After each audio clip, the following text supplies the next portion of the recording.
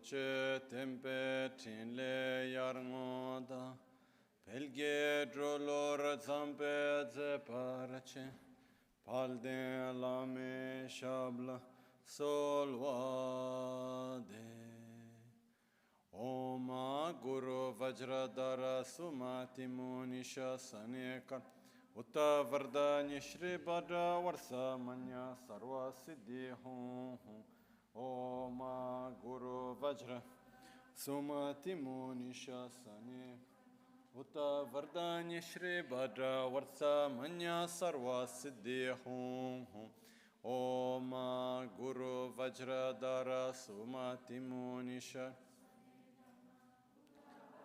Shri Bhadra Varsa Manya Sarva Siddhi Hum Om A Guru Vajradhara Sumati Munisha Saneka Utta Vardanya Shri Bhadra Varsa Manya Sarva Siddhi Hum Om A Guru Vajradhara Sumati Munisha Saneka Utta Vardanya Shri Bhadra Varsa Manya Sarva Siddhi Hum.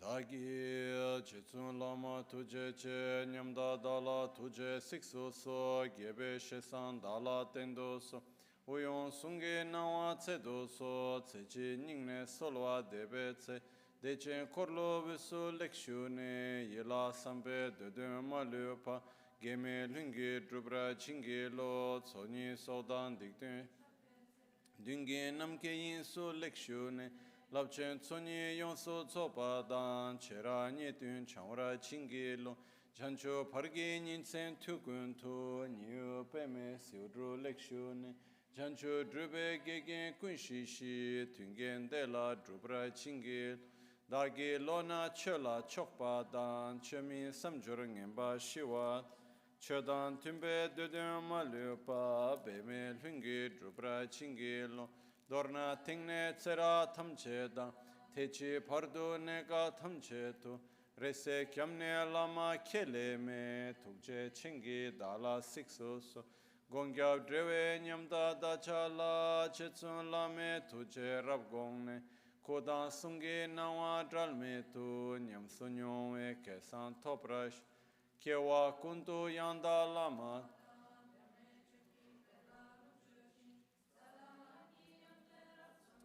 Dorje Changi Kopa Nyurtop Sho Pakyuke Kudan Dagi Lu Pakyuke Sundan Dagi Nga Pakyuke Tukdan Dagi Yerme Chiktu Chingi Lo Makyuke Kudan Dagi Lu Makyuke Sundan Dagi Nga Makyuke Tukdan Dagi Yerme Chiktu Chingi Lo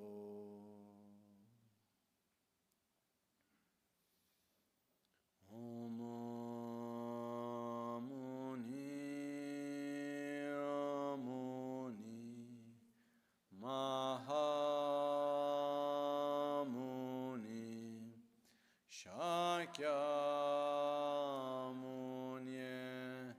Soha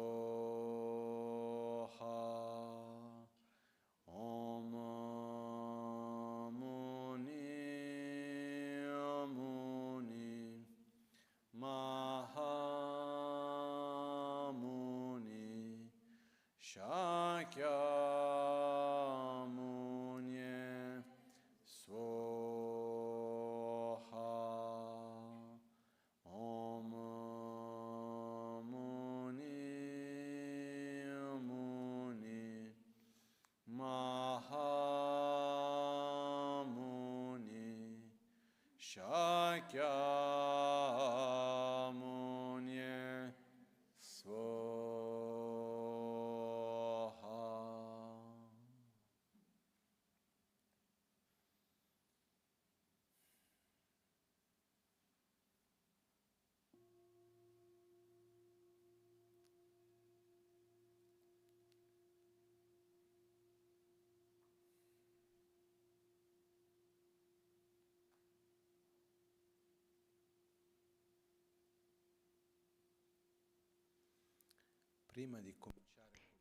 Before we begin with the teachings, I wanted to take advantage.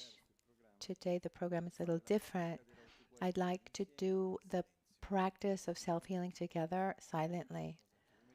I remember many years ago, often that Rinpoche, Lama Michel Rinpoche would have us do it often. So let's sit comfortably.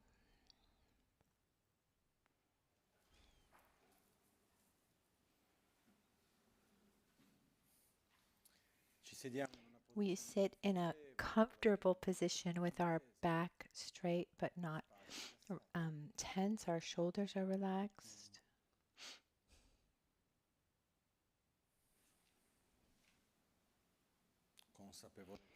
We bring our awareness to our breath.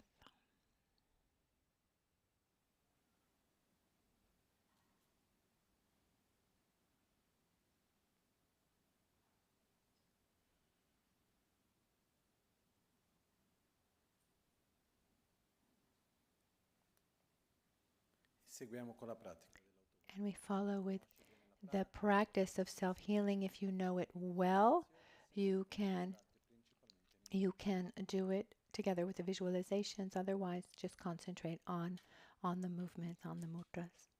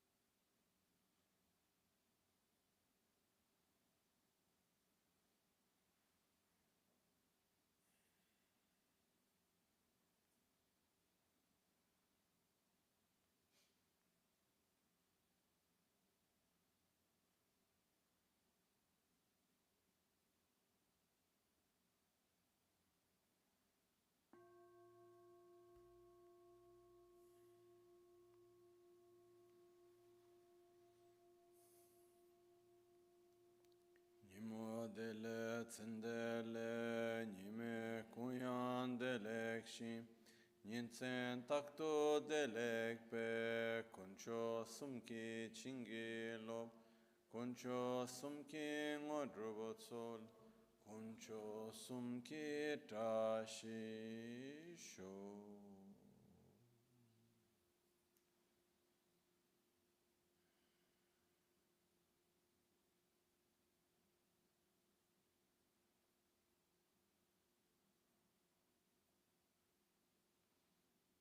Adesso facciamo la pratica dell'autoguarigione. Now we'll do the practice of self-healing without movement, but with a quick recitation. So focus on the recitation and the various passages of the practice.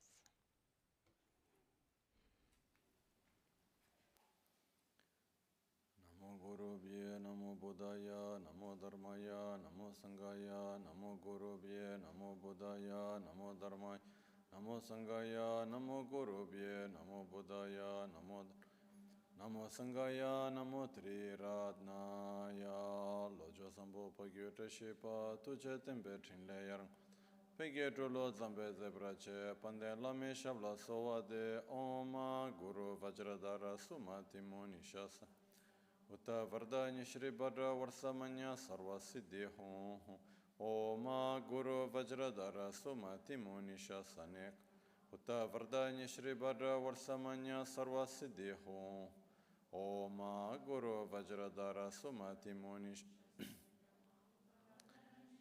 Varsamanya Sarva Siddhi Hum Om A Guru Buddha Siddhi Hum Om A Guru Buddha Siddhi Hum Om A Guru Buddha Siddhi Om A Guru Buddha Siddhi Hum Om A Guru Buddha Siddhi E Yam Ram Lam Bam Ho Shuddhe Shuddhe Svoha E Ho Shuddhe Shuddhe Svoha Yam Ho Shuddhe Shuddhe Svoha Ram Ho Shuddhe Shuddhe Svoha Lam Ho Shuddhe Shuddhe Svoha Bam Ho Shuddhe Shuddhe Svoha E Yam Ram Lam Bam Ho Shuddhe Shuddhe Svoha Om Swabhava Shuddha Sarvat Swabhava Shuddhoham Pamle Pema Chango Pamle Pema Serpo Pamle Pema Ngompo Pamle Pema Marpo Pamle Pema Karpo Om Ahong Tramari Rile Naso Dorje Janguri Tramle Norbu Serpo Tram Honle Dorje Ngombo Hong Ale Pema Marpo A Omle Korlo Karpo Omo Korlo Nanse Dorje A Pema Che Dorje Hon Dorje Mikyo Dorje Tram Norbu Rinchon Dorje Ri Natso Dorje Tunyon Dorje Lama Tunyon Dorje Ken Oma Moga Siddhi Hon Oma Moga Siddhi Hon Omo A Moga Siddhi Hon Oma Moga Siddhi Om A Moga Siddhi Hon Lama Rinchon Dorje Ken Om A Ratna Sambhava Hon Om A Ratna Sambhava Om A Ratna Sambhava Hon Om A Ratna Sambhava Hon Om A Ratna Sambhava Hon Lama Michel Rinpoche Om A Akshobhya Hon Om A Akshobhya Hon Om A Akshobhya Hon Om A Akshobhya Hon Om A Akshobhya Hon Lama Che Dorje Om A Amitabha Om A Om A Amitabha Om A Amitabha Om A Amitabha Lama Nanze Dorje Om A Vairochana Om A Vairochana Om A Vairochana Om A Vairochana Om A Vairochana Rani Kechege Dorje Chanto Kyur Om Mani Peme Hum Om Mani Peme Hum Om Mani Peme Om Mani Peme Hum Om Mani Peme Hum Om Mani Peme Hum Om Mani Peme Om Mani Peme Hum Om Mani Peme Om Mani Padme Hum. Om Mahasukha Hum. Om Mahasukha. Om Mahasukha Hum. Om Mahasukha. Om Mahasukha Hum. Om Vishwa Shanti Hum. Lama Kunjo Sumla Kyapso Chi Rangni La Se Do Tri Sung Nech Donga Cho Sunyer Cho Tada Dom Gechu Kundu Chishin Rotench Dorna Ditso Namkra Gewetso Chinye Sapa Te Nyorduda Norbo Banzo Shamba Larkene Lame Lamge Rimba Tarchin Sho Nimo Dele Tsendele Nime Kuyan Delekshi Ninsen Takto Delekpe Kuncho Sumki Chingil Kuncho Sumki Ngodrup Sol Kuncho Sumki Trashisho.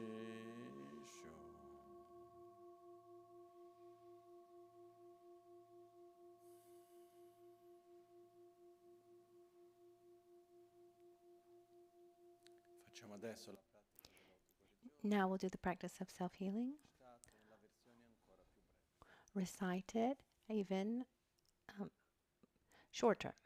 Ocho sambo pagyo trashi pa tuche tempe chinle yarngo da pegye drolo zambe zebra che pande lame shabla sowa de Oma Guru Vajradara Sumati Muni Shasane Kar Uta Vardanya Shri Bhadra Varsamanya Sarva Siddhi Hong Hong Om A Guru Buddha Siddhi Hong E Yam Ram Lam Bam Ho Shuddhe Shuddhe Soha Om Sobhava Shuddha Sarva Dharma Sobhava Shuddho Hang Pamle Pema Jango, Pamle Pema Serpo, Pamle Pema Ngombo, Pamle Pema Mar, Pamle Pema Karpo, Om Ahong, Tram Ri, Rile Natso, Dorje Janguri, Tramle Norbo Serpot, Honle Dorje Ngombo, Hon, Ale Pema Marpo, A, Omle Korlo Karpo, Om, Korlo Nanse Dorje, A Pema Che Dorje, Hon Dorje Mikyo Dorje, Tram Norbu Rinchun Dorje,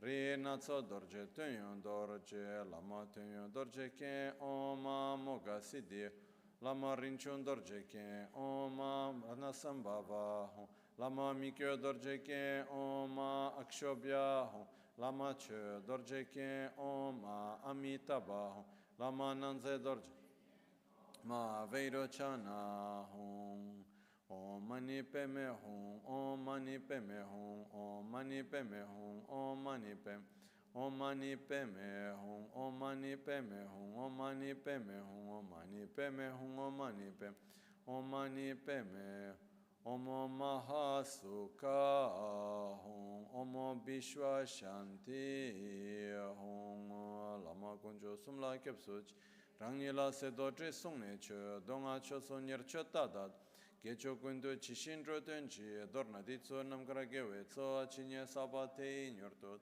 Norbo Panzo Shamba Larken Lame Lamge Rimba Tarchin Sho Nimo Dele Tsendele Nime Kuyan Dele Ninsen Takto Delek Pe Kuncho Sumki Chingil Kuncho Sumki Ngodrupso Kuncho Sumki Trashi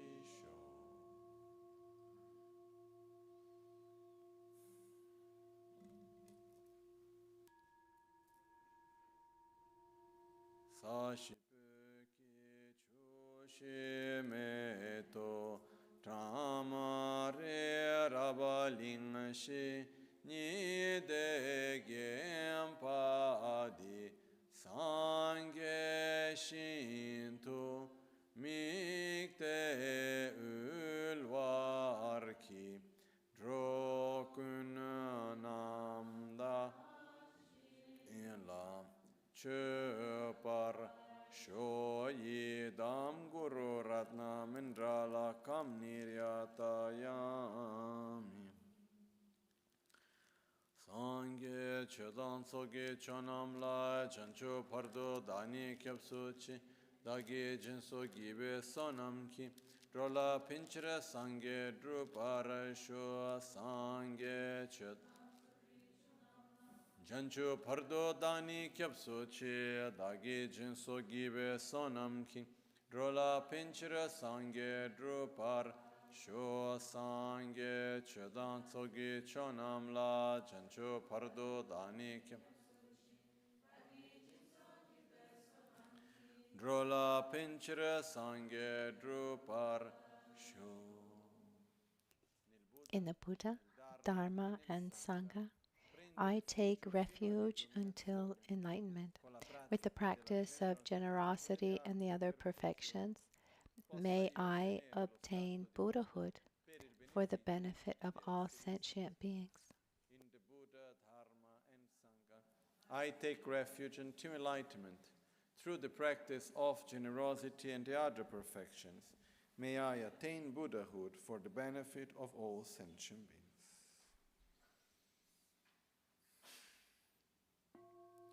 Namo yal haye ke da ludane jinge rubundan da miye ke namda drowa kunge dhanam chi tsamba tamche ke do da ge cheten.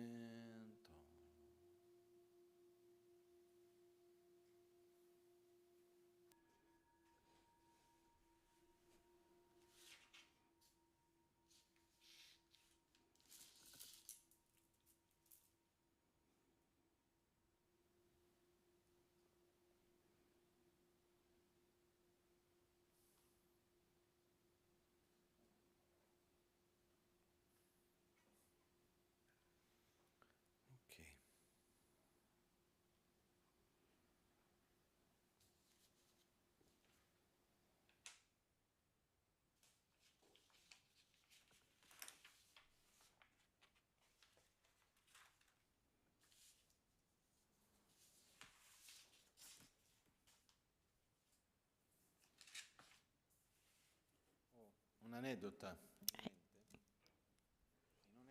I have a story in mind. It doesn't have much to do with what I want to see today, but I need to give it a little bit of space, otherwise it's just going to stay there. I said before that my master Geshe Thupten Rinchen left his body yesterday. He had his paranirvana yesterday at a certain point in his life, even though he was at this point in his life, he was a very respected teacher, master on many levels. One story of his life that I heard was when His Holiness the Dalai Lama would come for teaching, the temple would be very, very full, maybe 6,000 monks. And in the monastery, there's a kind of hierarchy of who sits where and how. So there was a sort of a stage with the throne, and then the abbots and the more important figures. And for a personal choice, he categorically refused to have any kind of title like abbot or anything like that. He fully refused. And so even if he was one of the most important teachers, he didn't have a special title to be, for one of these reserved seats. So he would sit outside, actually. But every time the Dalai Lama would call him, he would put a seat for him together with the most important abbots, and he would he would call him to say, here, there's a seat for you here. And he would never sit there. And he would sit not where he would normally sit, but where he would sit outside near a stereo, near a speaker, and in the shade, like the last to arrive, basically. And once I asked him, why don't you sit up front? You're closer. It's nicer. It's more beautiful. When they offer the tea, because many hours you're sitting there. I mean, imagine pouring tea for 6,000 people. The ones in the back get cold tea. You get hot tea. It's more comfortable. And he answered me, the higher you are, the more it hurts when you fall. And then he said to me, I know myself. I come here to receive teachings, not to be looking at seeing my ego and looking who's sitting where. Oh, I shouldn't be sitting here. What is everyone going to think of me? I'm not here for any of that. And so I protect from myself and I sit outside where I can concentrate on what I've come to do. And this was a beautiful teaching for me. This fact that sometimes, there is this, where can I sit? I'm here, but this is my place. I should be here. Once Lama Ganchen, he gave me an example that I really liked. He said, we were at his house and he said, I'll show you how the ego works. Do you want to see how the ego works? You sit in the seat and it's become my place, my chair, my seat. And Geshe Tupten Rinpoche, with this teaching, he taught me, this fact that, okay, you're there to listen to the Dharma, and that's enough. And at the same time, I protect myself from my own weaknesses. Maybe there's a little part of the ego that says, oh, I'm here or I'm there, or a little bit a sense of competition. Everyone has his own. And let's remember that there's the arrogance of the humble one. Oh no, I'm going to sit in the back because I'm very humble. That also exists. You have to be careful about that too. So that was just one of the stories that that reminds me of him. So the story I wanted to say was, at a certain point, he went to the north of India to dedicate himself to retreats. For various reasons, he went there, and he was in this small house. It was kind of like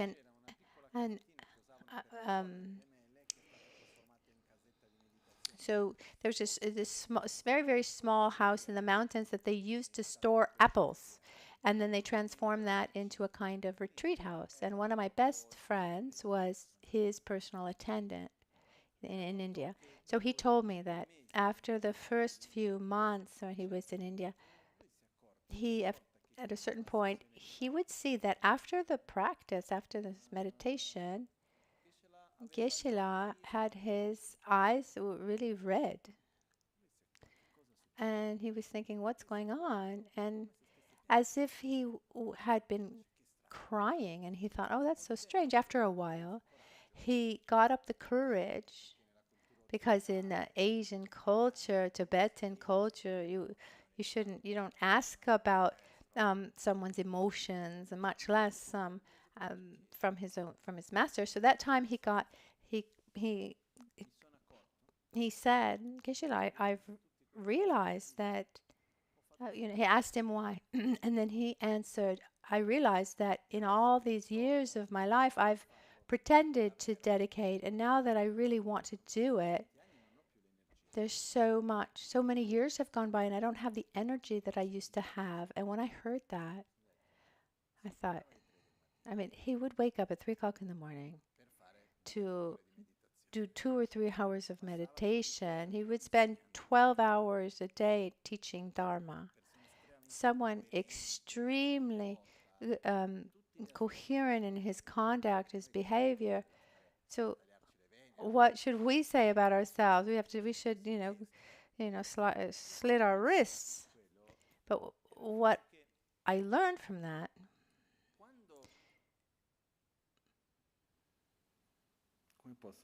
how can I say, to practice Dharma seriously, we really need to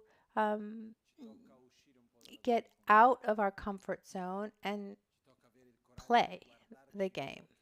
Have the courage to look at ourselves in the eyes and put that extra effort in, take that extra step that doesn't come spontaneously. Sometimes we stay in this comfort zone, even if we're doing beautiful things. Nothing takes any of that away, but we stay in a comfortable place. And some parts of ourselves that we should face, we leave them there, we protect them. And that's why sometimes there are moments in our lives that are difficult, tiresome, difficult situations. But if they're faced correctly, then we grow tremendously, and that's a wonderful thing. Every once in a while, I mean, I don't want to criticize anyone, there's nothing wrong, but sometimes one comments that I get after teaching, oh, those teachings were so beautiful, oh, that empowerment was so beautiful, the teachings were beautiful. Well, that's not the objective. It's not supposed to be nice or beautiful, or that one even feels good afterwards. It's not that one does the practice and then you feel good. If you want to feel good, then there are many things you can do. You can have a massage, you can go to thermal baths, you can go walking in the woods, you can go down to the river. There are many things that will make you feel good. There's nothing wrong in it's wonderful to appreciate the teachings. It's a positive side effect, let's say. But the objective is that I'm able to relate, I familiarize myself with a part that I want to grow. And to do that, we need to look at ourselves in the eyes, see our shadow, so that we can bring the light to those aspects. I don't know if this is clear. We need to be careful because throughout our lifetime, we need to make sure that we don't run away from these opportunities. How can I say?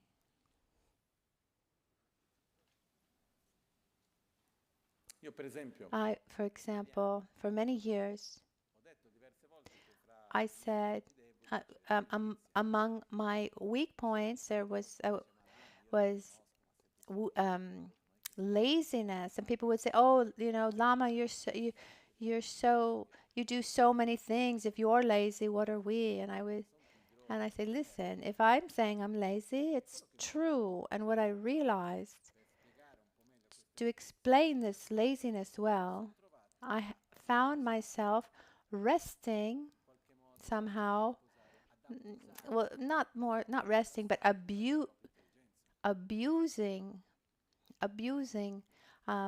my own, abusing my own intelligence. For example, it's easy to understand. It's so easy to understand, so I don't need to put effort into studying. But if I studied, then I would understand even better. But I could just do things easily. So on one level, for example, when I come, there are times where I come for teachings without having to prepare much because it just comes to me easily. But other times where I really prepared, and it was a deeper experience. It was a better experience. This is just a show of my laziness. Another example, for example, if someone has a virtuous conduct, then one relaxes in that space. It says, well, I'm already a good person. Okay, that's good, but we want to go further. We want to go beyond. And so what happens, life just goes by. And very often, especially in contexts in monasteries where Geshe Thupte Rinchen lived, what happens is that sometimes one is so busy doing things. There's this ceremony, one needs to study here or teach this. There's so many things to do. It can happen that one hides behind the things that one needs to do.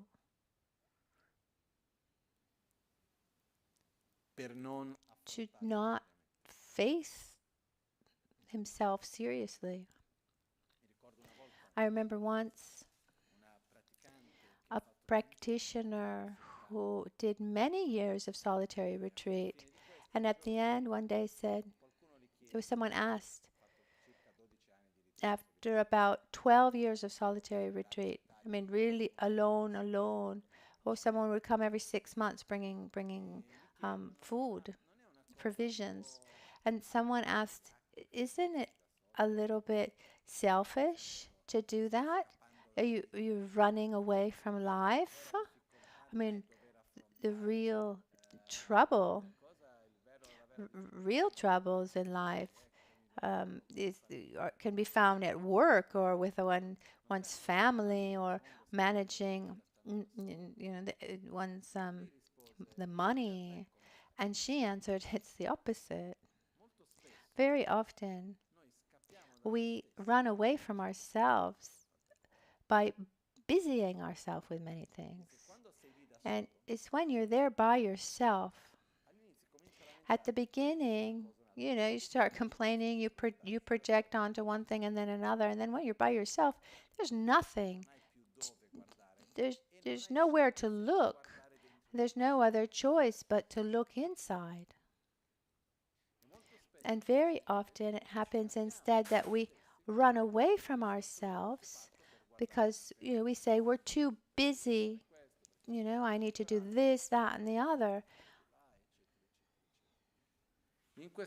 And in that way, we end up being busy with many things, and life passes us by.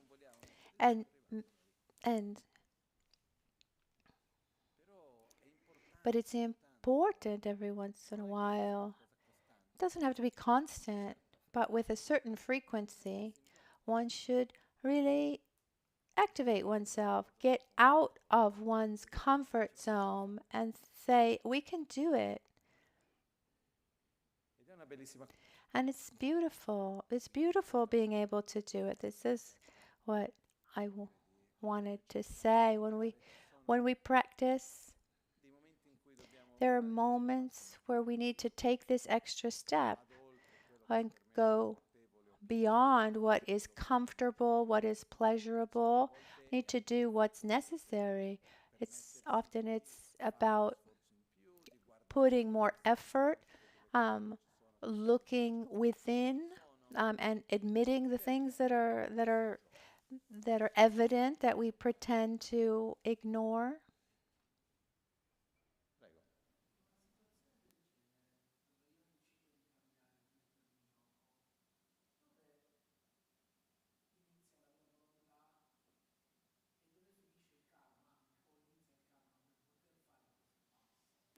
If Lama could repeat the question, then I could translate it. Maybe somebody in the audience would like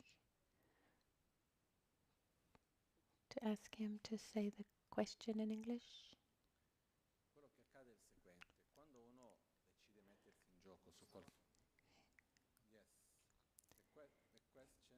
Thank you.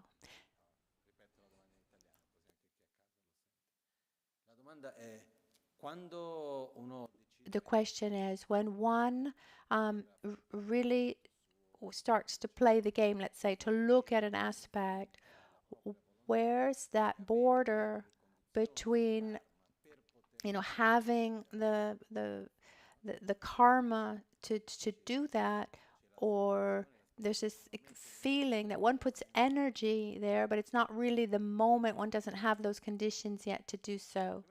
So first of all, when I say like play the game, or it's not, or activate oneself, it's not to reach a specific goal. It's about looking at oneself in the eyes deeply, recognize where we're fooling ourselves, the things that we know that are bad for us, that we pretend that they're not bad, or the things that we pretend to ignore. The deeper changes in our habits require many different conditions.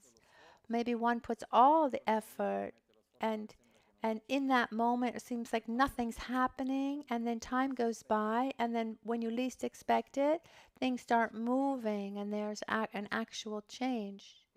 What happens is things never come in a linear way, cause result, especially those changes in our life. Many things that in that present moment, I'm still living the results of a cycle of the past, from past actions. And so this means that as long as that, until that cycle is finished, I will continue to live those results. But allowing ourselves to look at ourselves so clearly with transparency and say, this time I want to do differently. With this way of acting, this way of eating, this way of thinking, I need to do this differently. It's not said that I'll be able to in a short time. Maybe I'm able, maybe I'm not. But I'm honest, sincere with myself. I see it and I'm doing something. So when we're able to actually make a change, um, it's difficult to say when it begins, when it ends. Karma is not destiny. Um, he says, where does, our will begin and karma end? No. If I have the will to do something, I'm already activating the karma when put I put in effort. And it can happen that as we have this will to do something, we're finishing to experience something that came before. But in the middle, in the meantime, we're creating this new positive inertia. I mean, that will to do something is already karma. What's really important in these processes is to have really a high objective, a low expectation, and and constancy. Because if we start with the expectation that I need to reach this, that, and the other in this very brief, short amount of time, then we're already hanging ourselves from the beginning. But the main point is having the strength and the courage to be profoundly sincere with ourselves. This is extremely important because sometimes we get busy with many beautiful things, but there's some things that we don't want to face and we hide them. We hide from them or hide them. Instead, once in a while, from time to time, you need to open up that wardrobe, that closet, and deal with those things. And together with all that, obviously, there's the aspect that we need to respect the length of our legs as we walk this path. We can't have this expectation that from the beginning we'll be able to get who knows where, but we should respect the length of our own legs. But in the end, I mean, we know how sincere we are or not, how insincere we are, if we're taking advantage of this comfort zone, and we know if we can do something more or not. Every once in a while, we trick ourselves, thinking that we can trick ourselves, but we can't. We can't. We know. We really know. So we need that level of profound sincerity that I think is really, really important. Now, let's get back to the practice.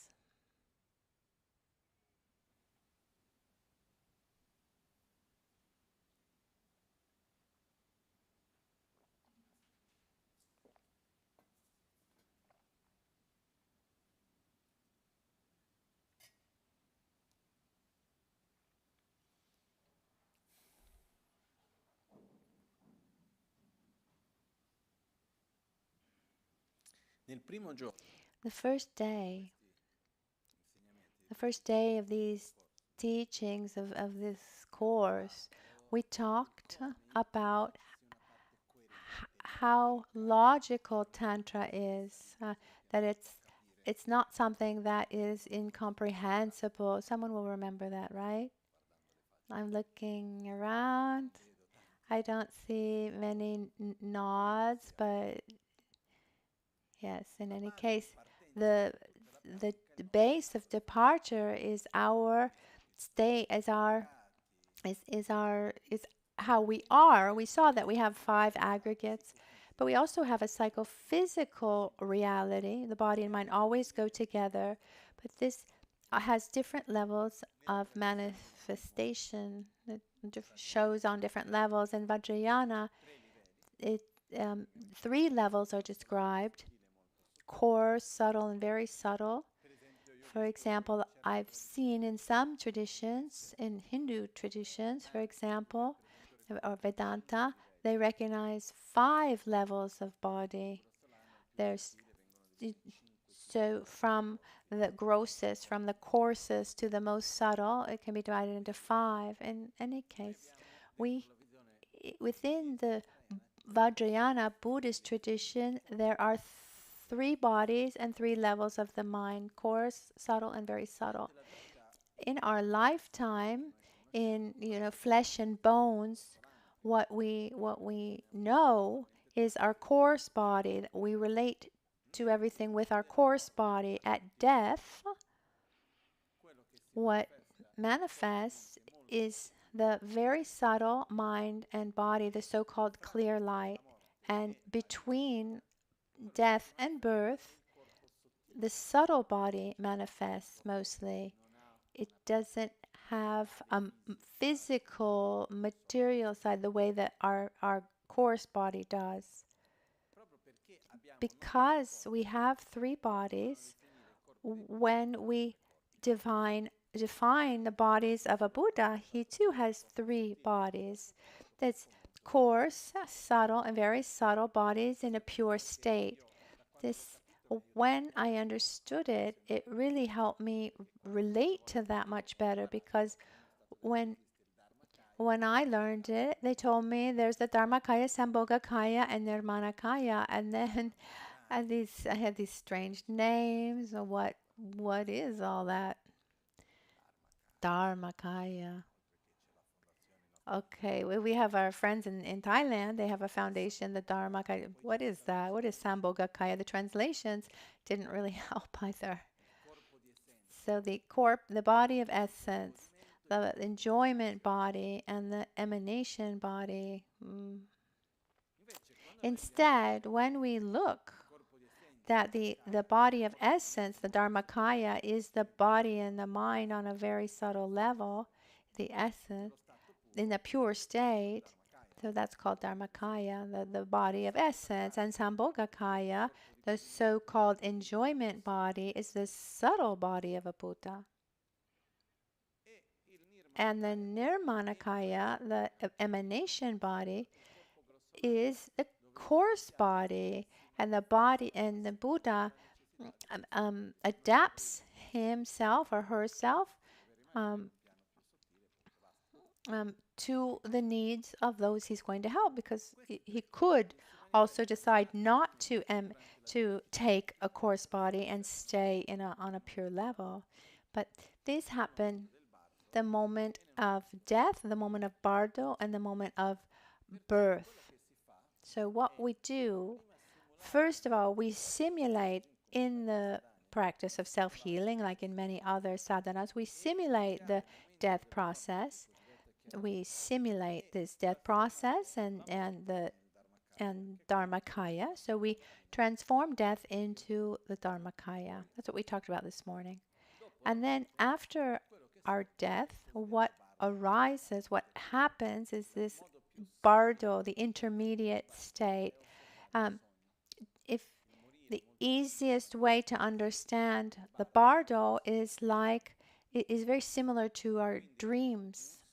In a dream, when you wake up from a dream, actually, it's immediate. It's not there's not the the conception of the dream, and then it starts to grow, and then and inform. No, one has a dream. You in that dream, you have that body there. You are in that place.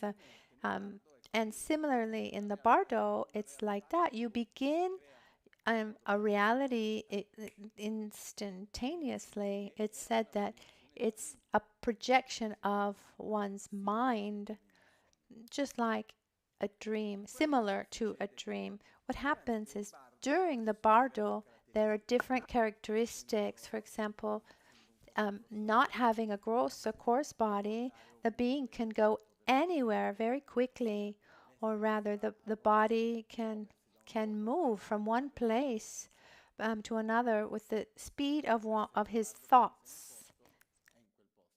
You're in the bardo, you think of a place and you go to that place. And then you think of another place and you go to that place. So it seems convenient, but imagine having that ability without having control over your mind. You were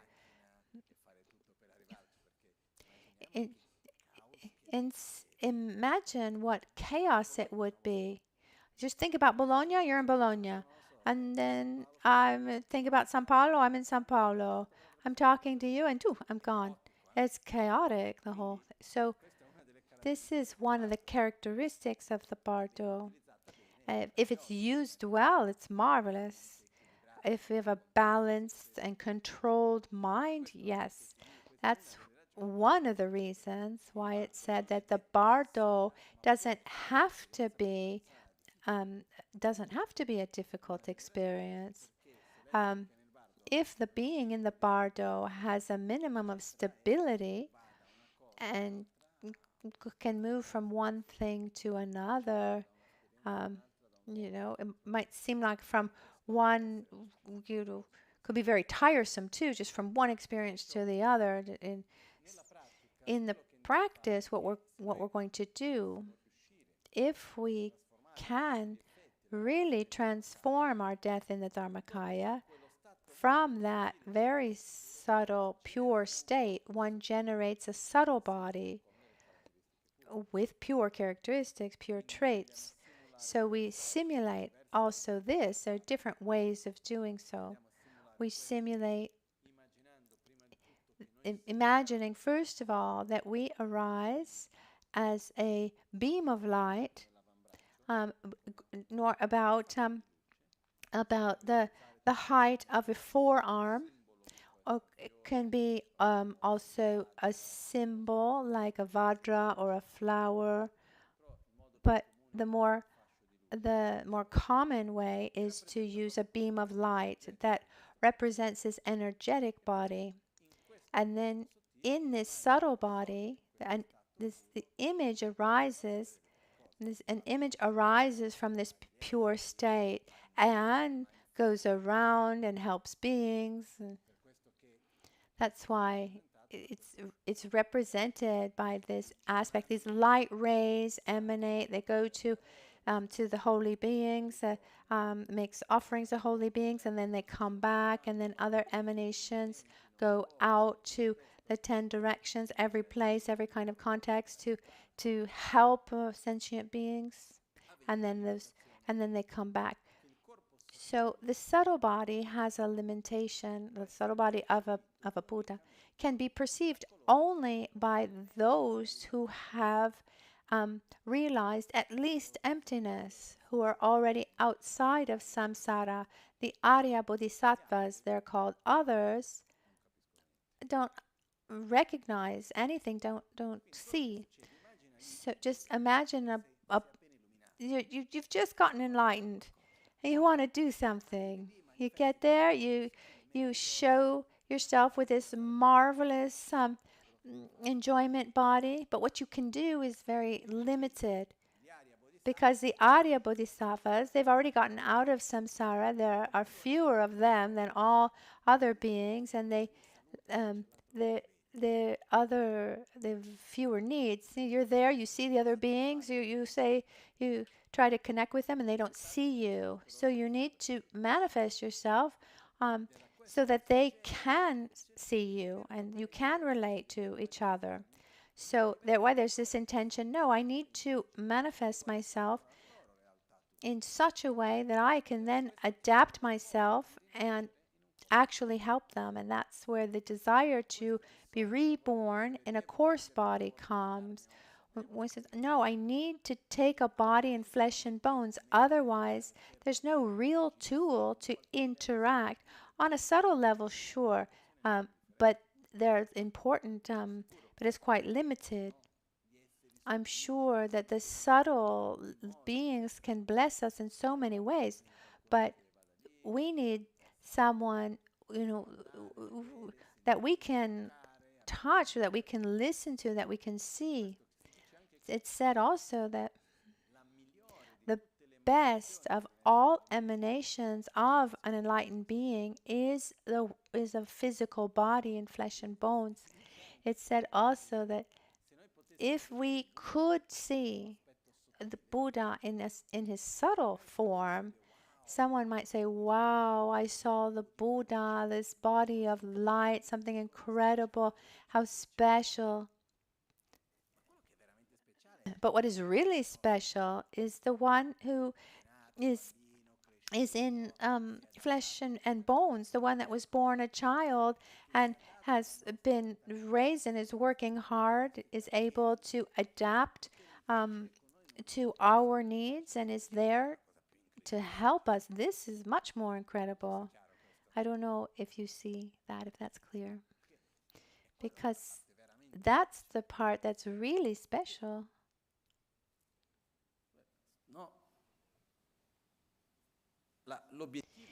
The objective of Buddha is to help beings, and to help beings, she needs to adapt to their needs. Someone who's come to help me needs to be in a form that I can relate to, that we can see each other, I can talk to, I can. That's why it's also said that enlightened beings, and there are innumerable who manifest in the most different ways. That when we talk about emanation bodies, it says that a Buddha can manifest as a tree, as a bridge, as an animal, as a human being. Many different manifestations. And here there's a trait that for us to understand is quite difficult. I could call it like advanced multitasking system. It's said that that an enlightened being can actually emanate himself in different forms at the same time. There's a beautiful text that talks about this.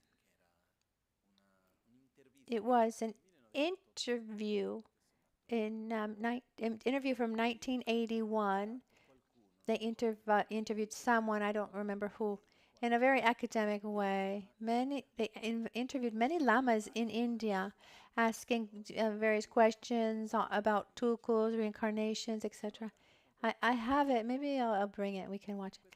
So there was this book with these different interviews, and Kyabche Tso Rinpoche, one of Lama Ganchen's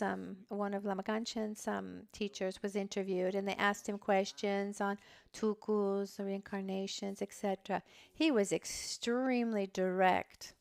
At a certain point, without getting into all the details about what he said, but at a certain point, Tsong Rinpoche said, there are reincarnations. There are people who have a good disposition for the Dharma, who die and they are reborn, and there are those who recognize that reincarnation. And being very critical sometimes, he said, yes, and then what happens is that person put all that effort into having a good connection with the Dharma, and then they recognize him, and then he gets spoiled so much that he doesn't learn how to do anything. I mean, he was very direct and critical. Instead, there are real tulkus. Tulku means the emanation body.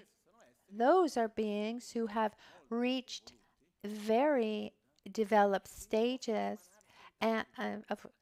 of Buddha, and they can emanate themselves in different ways. He talked about his master who was an enlightened being, and there was this nice story.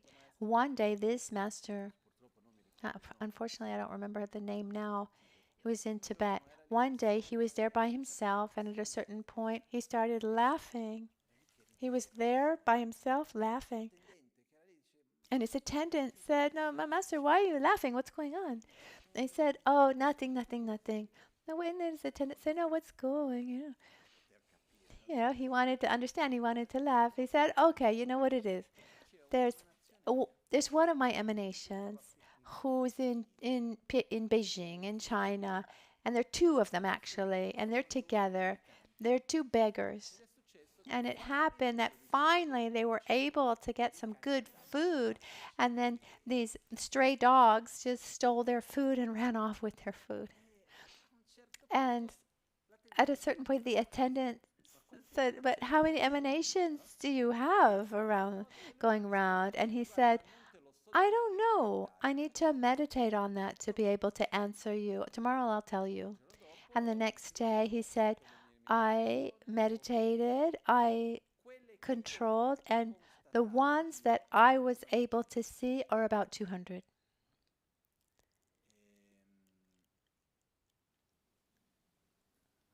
So what I want to say about this, when we talk about these emanations, it said that holy beings, enlightened beings, can emanate themselves in many different ways. I remember a real story about a small tukul, the reincarnation of a very important Lama. His name was NgalSo Rinpoche from the Nimapa tradition. At a certain point, he was a child. He was recognized as a reincarnation from a Tibetan family in India. But the parents were very modern, and they said that we would never send our child to the monastery. After, when he's after he turns 18 and after he goes to college, if he wants to, he can go. But having been a very important Lama with many disciples and important monasteries, it was a problem. They were there. They really tried to explain to them, convince them, and the parents said, "No, he's going to have a normal life, school. We don't want to know anything about any kind of alternative um, schooling." They were not able to convince his parents, and once they gave up, and then the child started getting sick. He had just constant fever, and no one could understand, what was going on. Doctors here, doctors there, they couldn't understand. And when they took him to visit his monastery, his fever would pass, and then he'd be back home, and the fever would come back. And they tried that many times. And then the main disciple of this master said, "Your child is not an ordinary being. He was born with this body with a very specific reason, and if he doesn't find the conditions to actually fulfill those to feel what he's come to do, for him it's no problem. He's going to leave this body and then go find another one." And so the parents were shocked, and they at that point they let him follow the schooling in the monastery, etc. So when we talk about emanations, it's not that all of Buddhist it's not that all emanations of a Buddha is a Buddhist or is a Buddha. There are texts, there are sutras that talk about it's not right to say absurd, but just beyond our understanding or imagination, emanate in all sorts of forms in very, very creative, different ways. And this comes from the fact that the best emanation for us is the one that we can interact with, the one that adapts to our language, our way of understanding, our ability, the one who's able to touch our heart. This is the best of emanations. And here, those who like to deepen their understanding, the Lamrim texts from Lama Tsongkhapa or the liberation in the palm of your hand, for example, there's a whole part about why one should see one's guru as a Buddha. But the point here is that when we're doing the practice and we have simulated to have reached this Dharmakaya, the mind of a Buddha on a very subtle level, then um, we imagine our Sambhogakaya. We generate this subtle mind where we, from this beam of light and this form, and we make offerings, but it's not enough. There's some kind, I don't mean to say that there's frustration, but one needs more. One wants to get closer to being. So the need to be reborn in a coarse body, the desire to that, to be able to adapt to the needs and the capacities of other beings, that's where that comes from. And at that point, in meditation, one simulates the process of rebirth.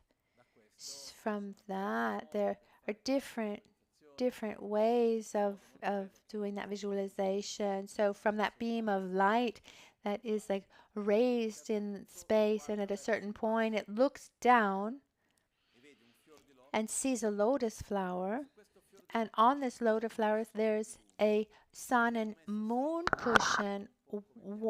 One on top of the other becomes a little bit pinkish. The lotus flower is the mother's womb, and the sun and moon cushion is the sperm and the ovum. And so, seeing that, one says he wants to be reborn with the intention of having a coarse body to benefit all beings, and just jumps to be reborn there, and it's like a total darkness, because between the bardo and the rebirth there's a small death. So again, from the subtle mind, you go through all of a very short process of death, all the way to the black near attainment vision, and then we arise within this lotus flower, first as a seed syllable. This seed syllable as a dot of light that vibrates. Often we visualize the seed syllable hum. Could be white if we're following the practice of Vajrasattva, like in self-healing, but you can regenerate as Vajrasattva, or one of the 5 Dhyani Buddhas, one of the 5 great mothers. So first there's a seed syllable, and from the seed syllable, if one gets into many details, from the seed syllables, the light rays emanate in the 10 directions, making offerings to holy beings, and then these light rays come back. This is called Dunyeche in Tibetan. In many sadhanas, we find in just a few words it says, from the syllables light rays emanate,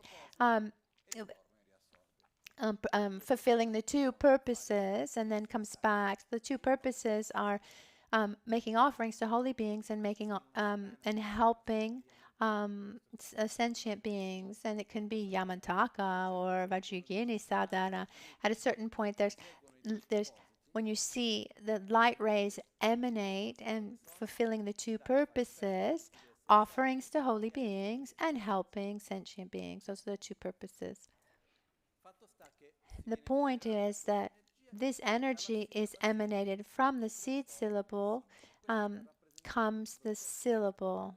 This is showing the gradual process of birth, because the birth in Bardo is immediate. Instead, with a physical body, even if it's a Buddha, an enlightened being, he's born and still says, Mama. It's a coarse body.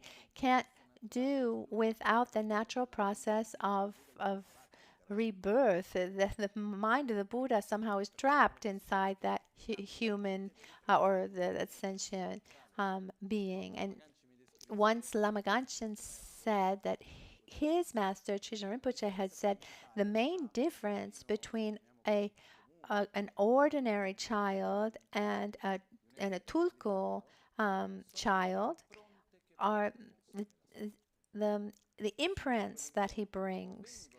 So as long as those imprints are not ripened, the child seems the same. But once that child has the right conditions and those imprints start sprouting, then you can see the special qualities in the child.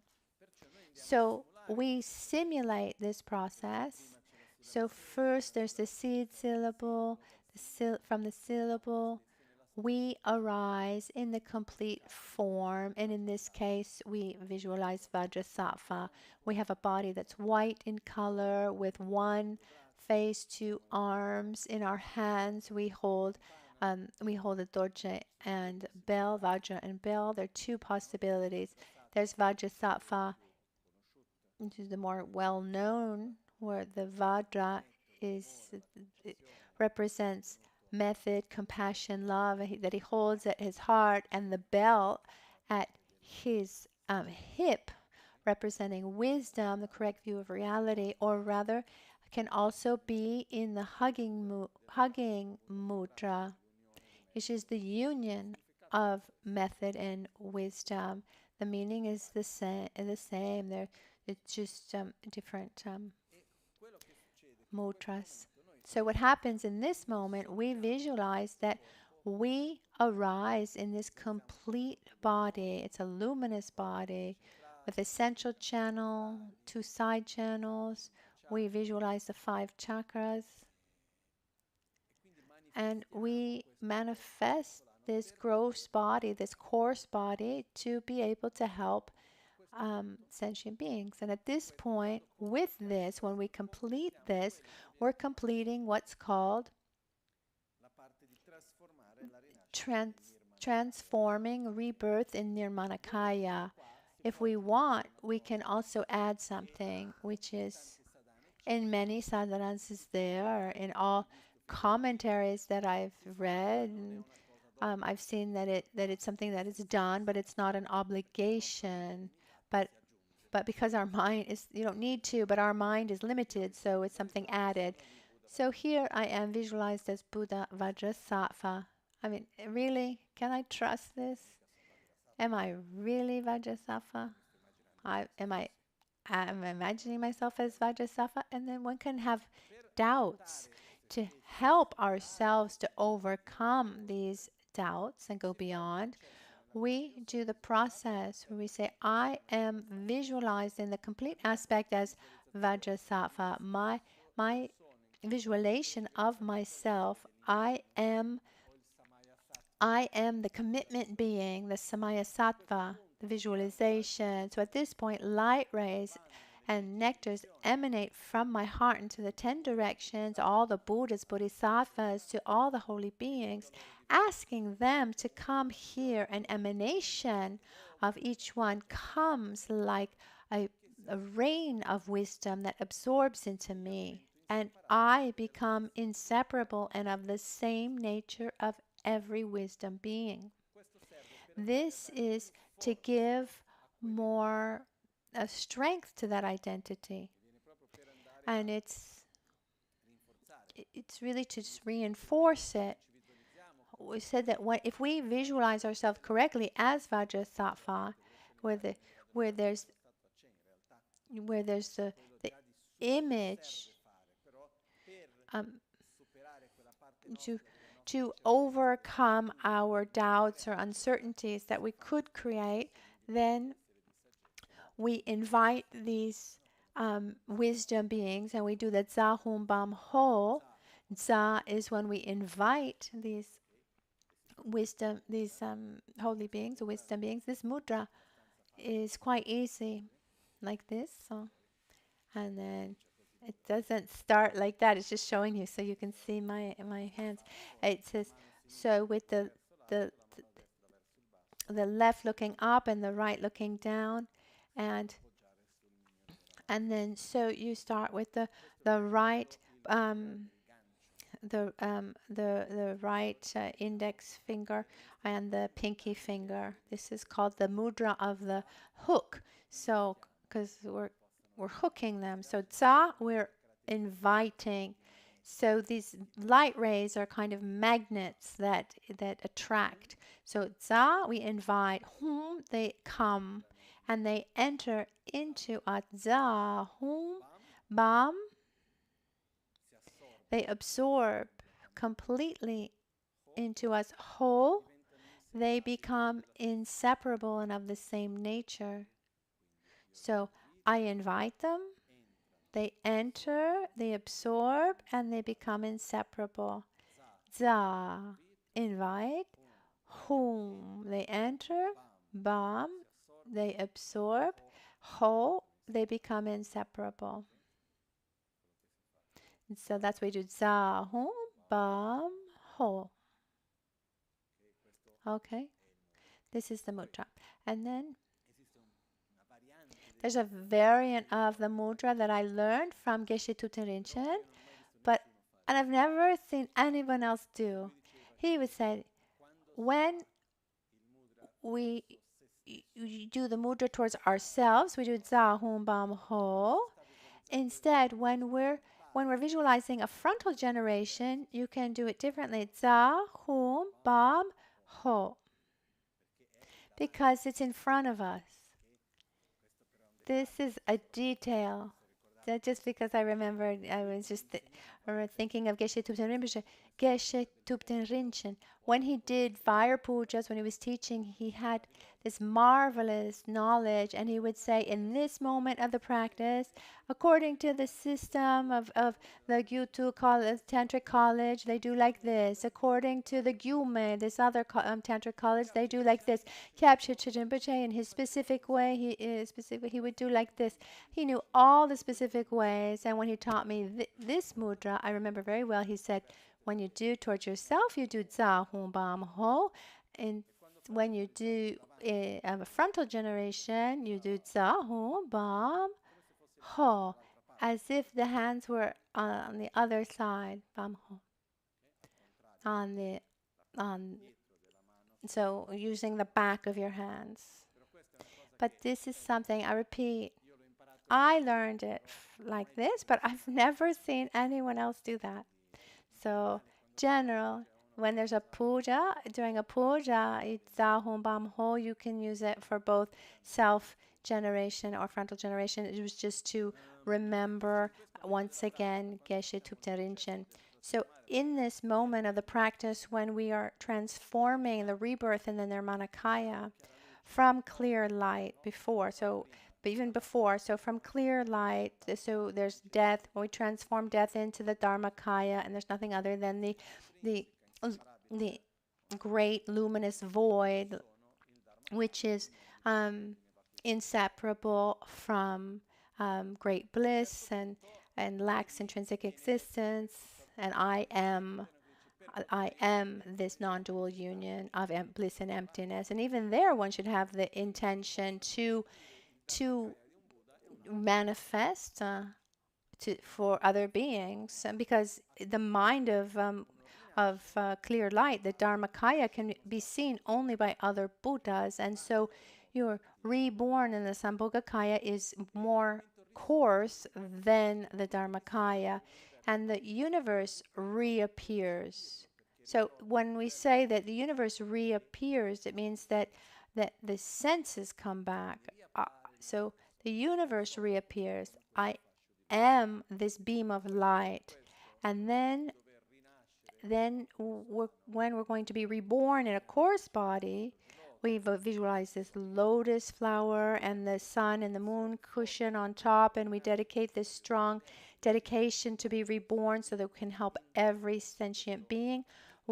There's that micro minute of blackout, and once again, we we take the we take again the light, the seed syllable, and then the actual form.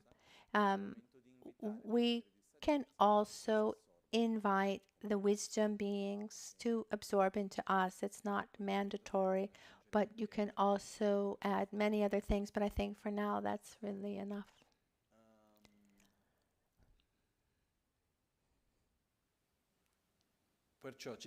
So we have generated ourselves in the complete aspect as Vajrasattva with the intention to help all beings.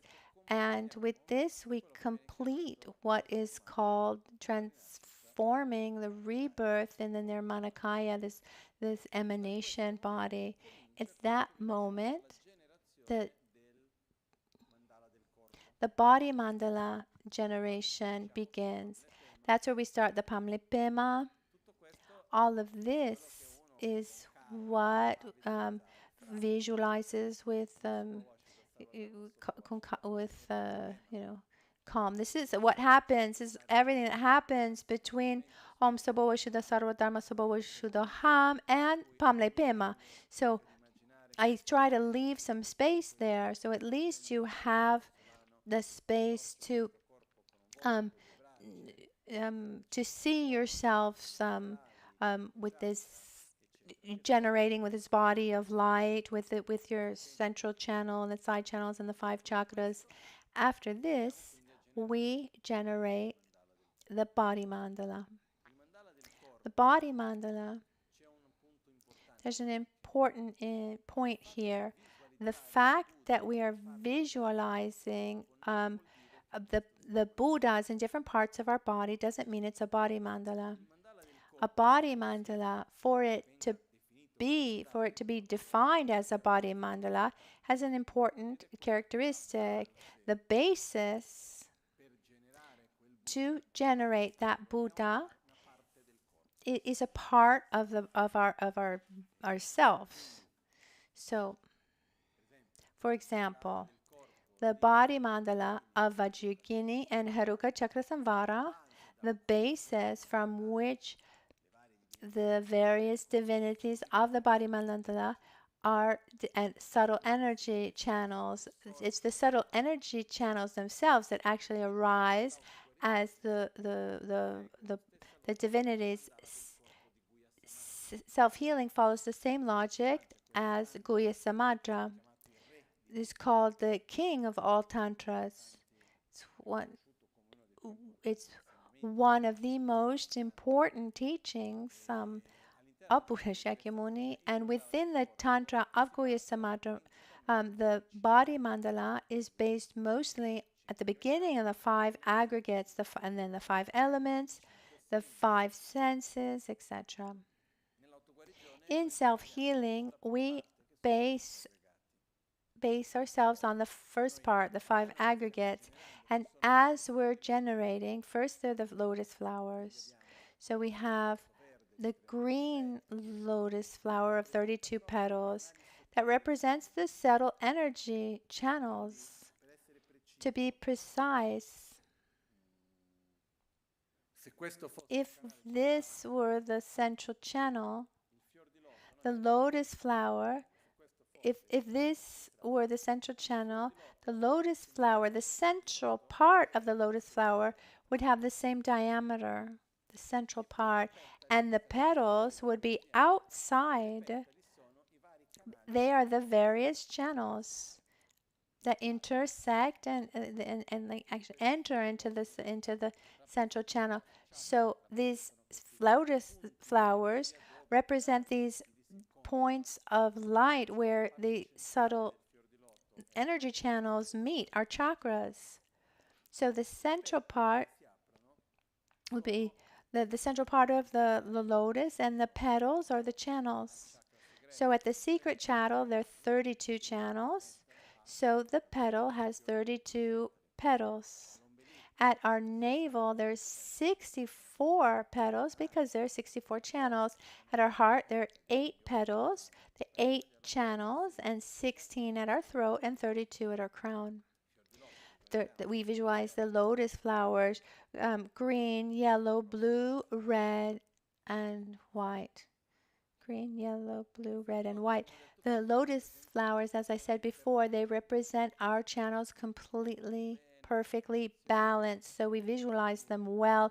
We make the mudra, the lotus turning mudra. This mudra, Pekor ki chagya in Tibetan, the lotus turning mudra. And this mudra is called Ching Drogichagya. So Ching means to link, and then Dro means to liberate. So this is the mudra of the liberation.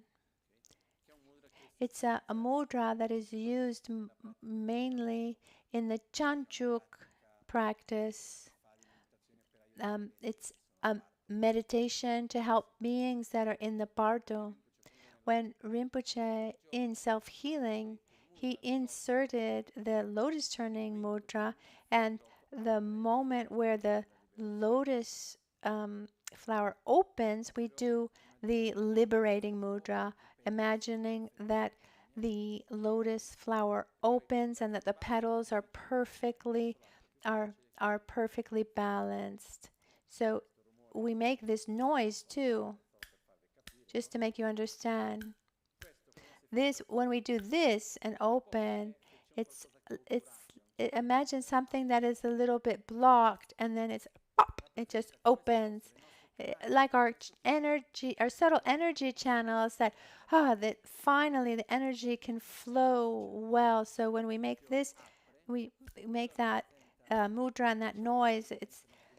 It's showing also that the energy can flow. It can flow well. During the practice, you don't need to put so much attention there, otherwise you get distracted, and it's harder at the lower chakras and then easier in the higher ones. I remember I'm reading a book. There was a drawing of the mudra, and then there was a little it was written pop for this mudra. Someone had written it down like this. It just shows our channels that are perfectly balanced and aligned. When we do the mantra once, then we can also do the lotus turning mudra and the lotus freeing mudra at the same time. Or if we do it 5 times, the first 4 times we do the lotus mudra, concentrating on that channel, on those energy channels, and then the last one we open the lotus flower. Sometimes when we do the practice recited without melody, Rinpoche often would recite twice for each lotus flower, just to help us, to give us time for the visualization. So once a lotus turning mudra and once for opening. After this, we generate the seed syllables. But the seed syllables, where do they come from? What arises in the aspect of the seed syllable? From nothing? No, there's something already there that manifests as the seed syllable. At our crown chakra is the aggregate of form. At our throat chakra is the aggregate of discernment. At the basis, our own, it arises as the white Om. At our throat, the aggregate of discernment arises as a red A. At our heart, the aggregate of consciousness arises as the blue Hung. At our navel chakra, the aggregate of sensation arises as a yellow drum, and in our secret chakra, the aggregate of compositional factors arises as a green ri. This is an important point because what does this all mean? First of all, it's not something that comes from outside, it has nothing to do with that it's from the five Dhyani Buddhas. No, these are my five chakras. This is already what makes me up. A couple of days ago, we explained more about the five aggregates. It's my being. My being is made up of, it's a psychophysical constitution. There are my sensations, there are my the aspects of my personality, the compositional factors, the flow of thoughts, my consciousness. And this is what arises in this aspect of the seed syllables. They represent also the potential of becoming a Buddha, because Buddha Amoghasiddhi is the embodiment of compositional factors in a pure state. So to become Buddha Amoghasiddhi, I need to start by imagining the compositional factors. If we were to make an analogy, for example, we were to make an analogy.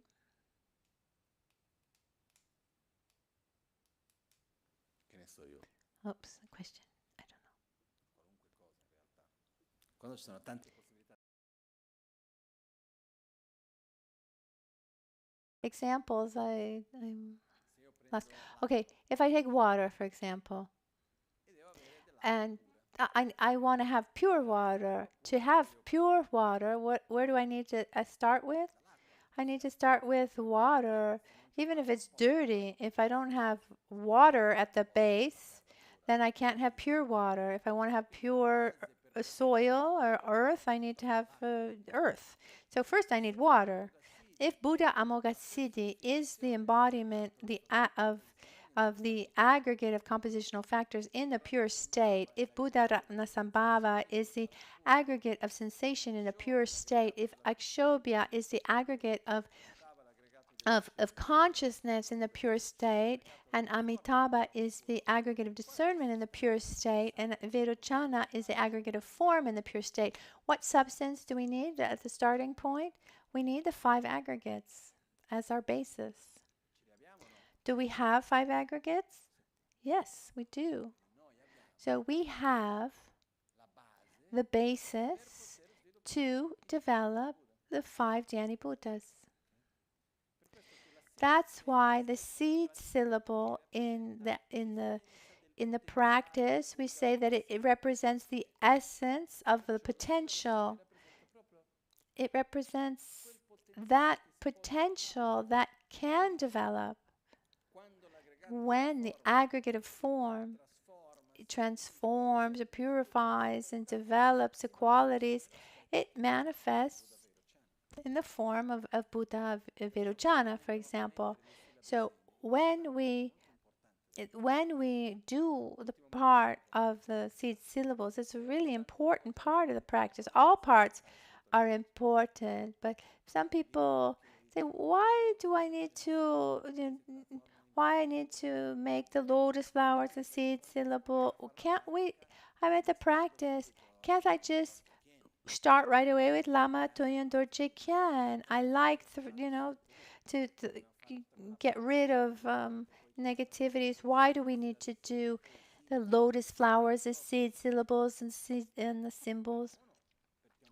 One, because it's a gradual process, but it's fundamental to recognize that the Buddhas don't come from outside. They're my own characteristics that can transform and develop.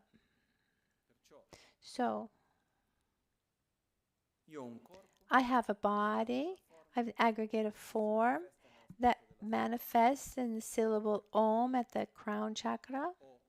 I have discernment that manifests as the A at my throat chakra. I have consciousness that manifests, the aggregate of consciousness that manifests in the aspect of Hum at my heart chakra. The aggregate of sensation that manifests as a Tram at my navel chakra. and the aggregate of compositional factors manifests in the secret chakra.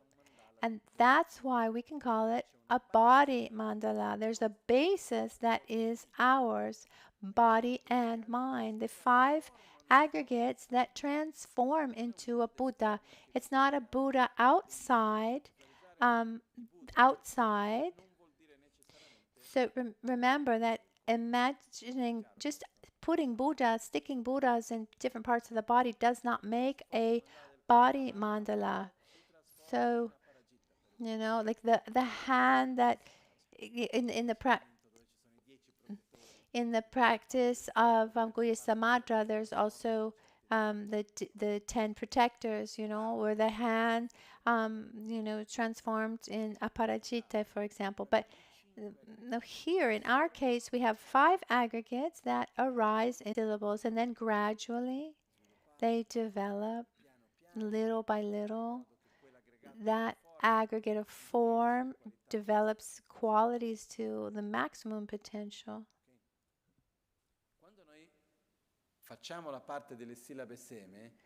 So we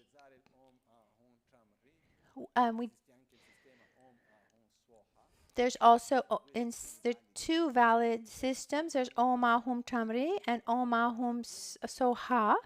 Some tantras use Om Ahum Tamri and some Om Ahum Soha. Why did Rinpoche put both for self-healing? If you take the first books of self-healing, if you get to the seed syllables Om Ahum Tamri or Om Ahum Soha, the reason is that self-healing is the basis for all tantras. It can, but if you do the practice with Om Ahum Soha, following the Tarabchitamani, for example, you don't do Rile Natso. You don't do Rile Natso Dorje Janguri. It's not Tamle Norbu Serpo Tam. The syllables are different, so you would need to integrate with the so and the ha. So I talked to Rinpoche. I said, it's more common to use Tramri, Om Ahum Tramri. Let's just stick with one. But actually, you can do the practice with both Om Ahum Tramri or Om Ahum Soha. There are 2 systems of the seed syllables that are both valid. In some tantras, the seed syllables of the Dhyani Buddhas are Om Ahum Tamri and some are Om Ahum Soha, and the exception being Kala Chakra, Om Ahum Hankya. The syllable is different, and it's Akambira Hum. Also, that could make reference to the 5 Dhyani Buddhas. I don't know if anyone remembers. When we do an empowerment of Yamantaka, there's a moment at the beginning where you're given a white flower, and when you receive that flower, Akambirahum is the mantra. Akambirahum. They're 5. They're the syllables of the 5 Dhyani Buddhas. It would be like Om Ahum Tanri, because the flower that's given, we imagine 5. That represents the wisdom of the 5 Dhyani Buddhas. Just to say that there are different systems in different contexts, different practices in self-healing. The seed syllables can be Om Ahum Tanri or Om Ahum Soha. But now, we base ourselves on Om Ahum Tamri. So when we imagine the seed syllable, it's visualized within the central channel. There's the lotus flower. And on the lotus flower, at the center, the seed syllable arises. Ideally, when we visualize it, it would be good if we could bring our attention very close. It's not like we're looking in a mirror and then there's the Om Ahum Tamri in frontal. That's okay, but it's better. It's not wrong, but it would be better if we're able to zoom in, get close, and imagine very closely. We imagine the syllable that becomes enormous in front of us. But in any case, there's this dot of light that is in relation to our body, would be like a mustard seed, like a white mustard seed.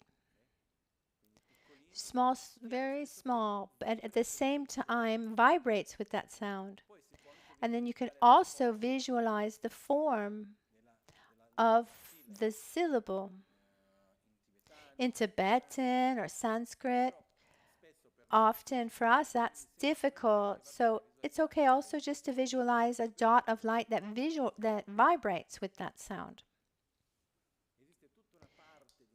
There's a whole part of the teachings that are difficult to understand but they exist, where they explain how or why the seed syllables actually have color. I mean, we're talking about something very subtle. We're talking about subtle wind, prana. How could that have a color? What is a color? Color is light. It's a light frequency. You change your light frequency and you change the color. Frequency is vibration, energy. Every type of energy, every type of prana. So these subtle energies, they all have different types of different energy. And so these colors make reference to the different types of energy. Sound, for example, what is sound? It's a vibration. A vibration is an energy. So when we say a syllable makes reference to a sound, like a primordial sound that represents the essence of that energy with those traits. So we have Om, A, Hum, Cham, and Ri. Or Om, A, Hum, Swa, Ha. These are the two systems. These sounds, we imagine them like an energy where the sound is the essence. And it's the term seed syllable. A seed is very, very small, but it encapsulates the potential of something very big. Because it has this, it's the essence of something that has great potential. Our aggregate of form has the potential of being Buddha Vairochana. So we could say the aggregate of form is the seed that can become Buddha Vairochana.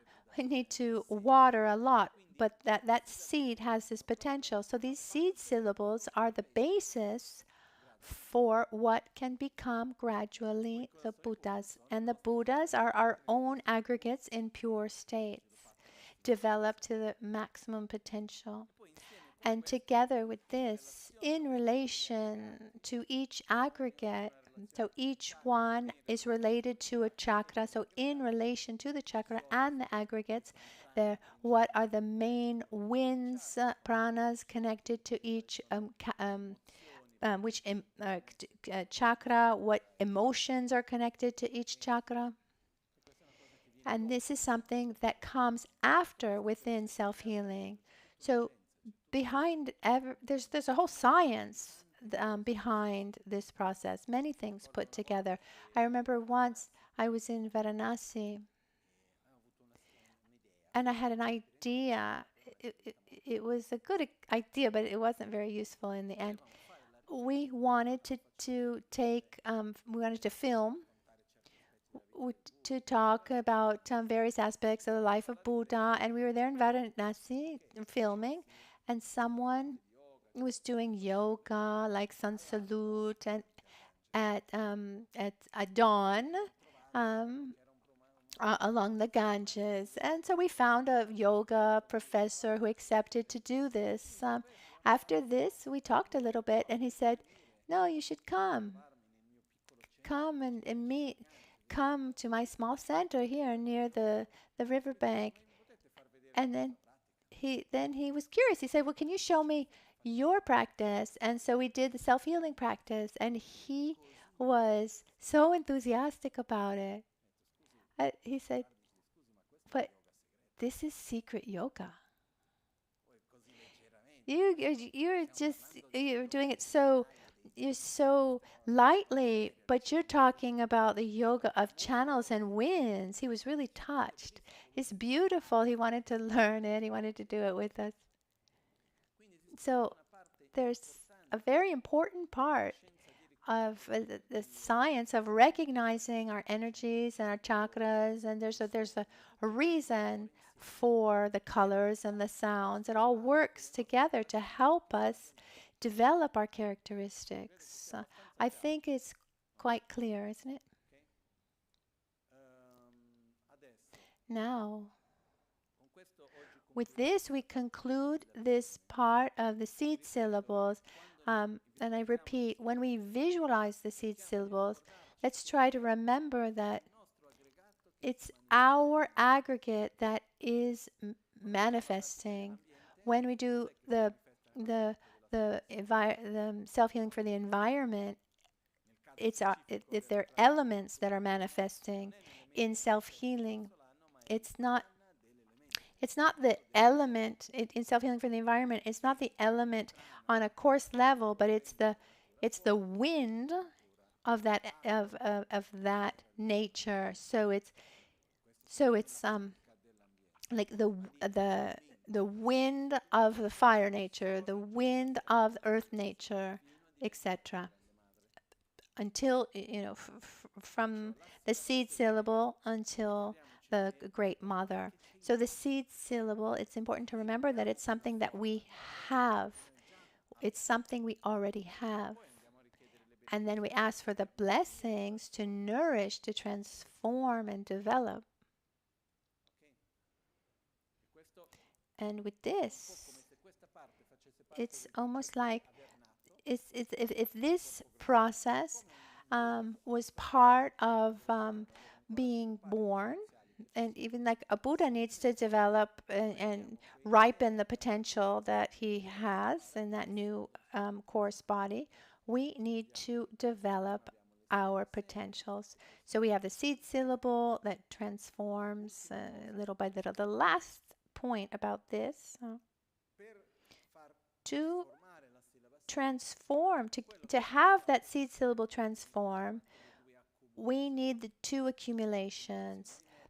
Merit, the accumulation of method and wisdom, of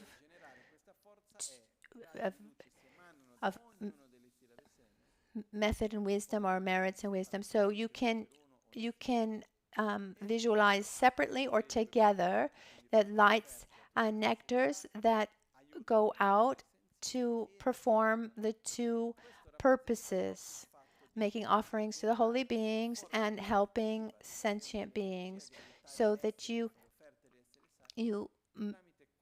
through that energy, it's like the water and the sun for that seed to germinate. So that's what grows that syllable into a symbol, the seed syllable into a symbol, etc. Tomorrow we'll talk more about that. In these days, I decided to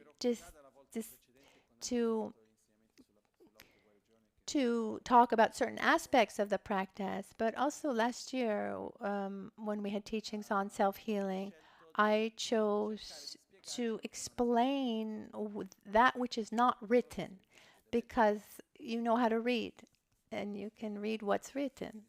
So I will try to give, try to explain parts of the practice to go beyond the explanations that we already know, that we already have. Don't worry if it's too much, or if you haven't understood. Nobody understands everything right away, and the path in Buddhism is not linear. It's circular. It's a spiral. We need to go round and round, and then and then at a certain point you understand. You're not sure how, but you've understood. It's not something, oh, I've understood this, and now I go to the next point. It's not linear like that. And so this allows us to little by little to evolve. The practice of self-healing is really marvelous and complete. As we saw today, you can do it in many different ways. You can do it slowly, quickly, seated, silently, without reciting out loud. Okay, it's time for our dedications. Lame kutse rapten chi namkar chinle chokchur gepadang losan tempe drume sasumgi drove munsel takto ne gyur chi kewa kuntu yanda lamadang dralme cheki pela longche chi sada lamgi yente rabzone Dorje change kopa nyurtob sho nimodele tsendele nime kuyan delekshin ninsen takto delekpe kuncho sumki chingilo kuncho sumki ngodrubutsol kuncho sumki trashishon. At dawn or at dusk, at night or midday, may the three jewels grant us their blessings. May they help us to achieve all realizations and sprinkle the path of our lives with various signs of auspiciousness. At dawn or dusk, at night or midday, may the three jewels grant us their blessings. May they help us to achieve all realizations and spring all the path of our lives with various signs of auspiciousness. Trashidele. Have a good rest, and we'll see you tomorrow morning at 7. Thank you very much.